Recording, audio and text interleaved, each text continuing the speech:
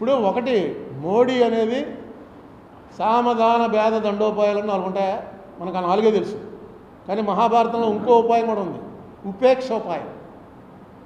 PV Narasimha Rao చేసేవాడు. అది అంటే ఏమి చెప్పకుండా ఉపేక్షగా ఉండటం, వహించడం. ఏమో మోడీది ఉపేక్ష ఉపాయం ఫాలో అవుతున్నాడేమో ఎవడో తెలుసు. లేకపోతే వాడు మొత్తం శాంక్షన్స్ అని చెప్పేసి ఇష్టం వచ్చినట్టుగా టారిఫ్లు మార్చేసి అన్ని దేశాలు గగ్గోలు పెట్టేసాయి. మోడీ ఏం మాట్లాడలేదు. ఏమో ఇది ఒక నీతే కాదా, దీనివల్ల మనకి మొత్తం మునిగిపోతామా, ఏమైనా బెటర్మెంట్ జరుగుతుందో వెయిట్ చేసి చూడాలి. కాశ్మీర్ ఇష్యూలో మనం ఏం మాట్లాడక్కర్లేదు అసలు. మోడీ గారు కానీ అమిత్ షా గారు కానీ వీడికి పాఠం నేర్పుతాం, ఇంతకింత తీర్చుకుంటాం, వాళ్ళని అడిగి దొక్కేస్తాం, ఏం అనక్కర్లే. ప్రపంచం అంతా ఉంటుంది ఆ మాట.